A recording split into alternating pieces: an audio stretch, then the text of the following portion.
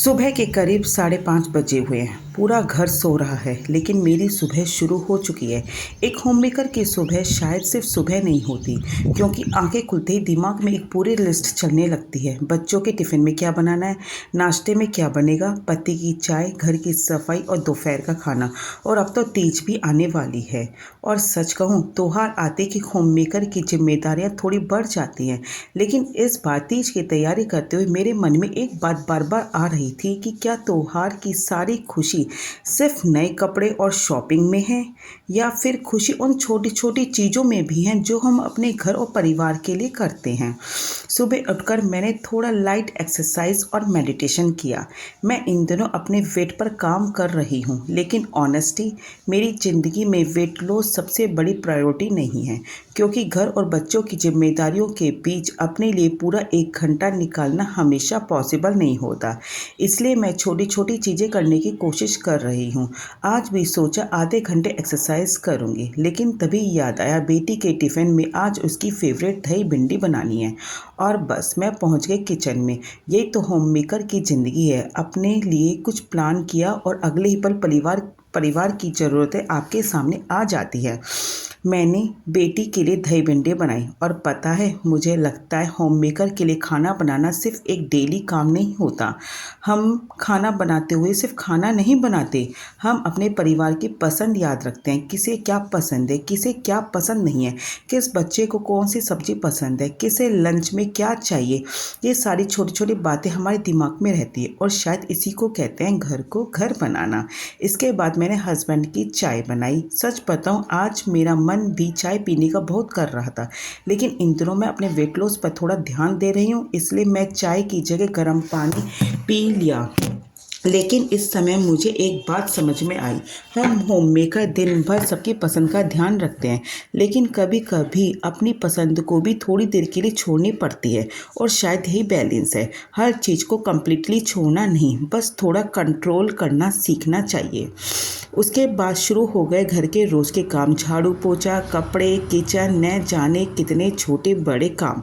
और मुझे लगता है होम मेकर को सबसे ज़्यादा ये बात समझ आती होगी कि घर का काम कभी ख़त्म नहीं होता। आप सुबह सफाई करते हैं, शाम तक फिर कुछ ना कुछ बिखरा हुआ मिल जाता है। आप किचन साफ़ करते हैं, फिर किसी को भूख लग जाती है। आप कपड़े फोल्ड करते हैं, फिर अगले दिन कपड़े वॉशिंग मशीन में चले जाते हैं। ये साइकिल चलती रहती है, और शायद इसी साइकिल में कई बार हम खुद को भूल जाते हैं। घर के काम निपटाने के बाद मैंने अपने लिए सिंपल लंच बनाया। आज दाल तोरी बनाई। बहुत ही सिंपल खाना, सिर्फ हल्दी और नमक, लेकिन इतना टेस्टी बना कि सच में लगा हर बार अच्छा खाना बनाने के लिए बहुत सारी चीज़ों की ज़रूरतें नहीं होती। और शायद हमारी ज़िंदगी पर भी ये लागू होती है। हमें खुश रहने के लिए हमेशा नई चीज़ें नहीं चाहिए होती। कभी कभी जो हमारे पास होता है उसी में थोड़ा सेटिस्फेक्शन ढूंढना सीखना चाहिए।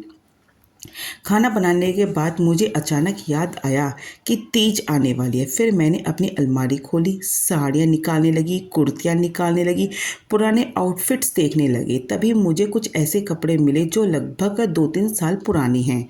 उन्हें देखकर मुझे बहुत सारी पुरानी मेमोरीज़ याद आ गई। किसी तीज पर पहना था, किसी फंक्शन में पहना था, किसी फैमिली गैदरिंग में पहना था। कपड़े पुराने हो गए, लेकिन मेमोरीज़ अभी भी बिल्कुल फ्रेश हैं।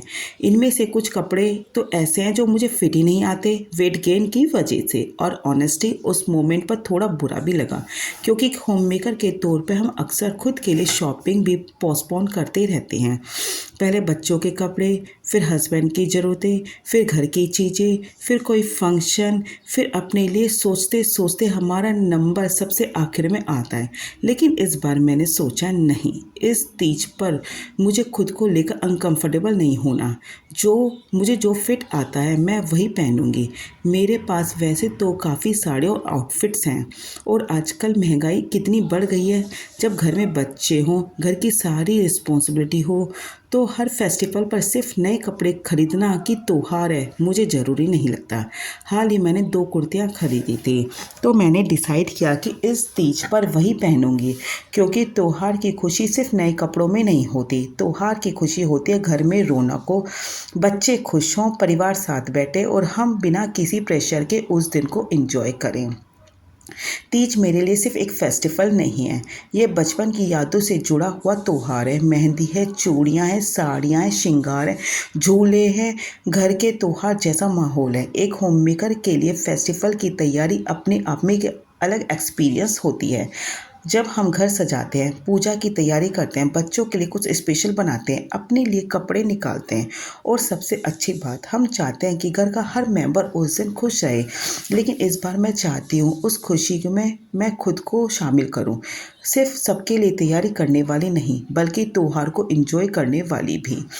मेरी वेट लॉस जर्नी अभी चली है, लेकिन मुझे लगता है असली बदलाव सिर्फ वज़न कम करने से नहीं, असली बदलाव तब होगा जब मैं खुद को भी अपनी प्रायोरिटी लिस्ट में शामिल करूँगी। जब मैं अपने लिए थोड़ा समय निकाल लूँगी, जब मैं हर बार ये नहीं सोचूँगी पहले घर का काम ख़त्म हो जाए फिर अपने बारे में सोचूँगी, क्योंकि घर का काम तो कभी ख़त्म होता ही नहीं होगा। इसलिए अब मुझे अपने लिए भी थोड़ा समय निकालना सीखना होगा। अगर आप भी एक होममेकर हैं तो शायद आप मेरी बात समझ पाएंगे। हमारा काम बहुत दिखाई तो नहीं देता, लेकिन हमारे बिना घर की बहुत सारी चीज़ें रुक जाती हैं। हम सुबह से रात तक काम करते हैं, लेकिन कई बार कोई पूछता ही नहीं, तुम थक गई हो क्या?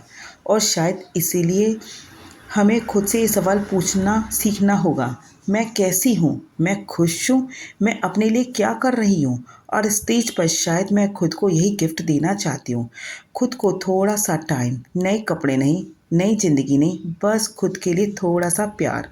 तो ये मेरी है आज की सुबह, एक होममेकर की नॉर्मल सी मॉर्निंग।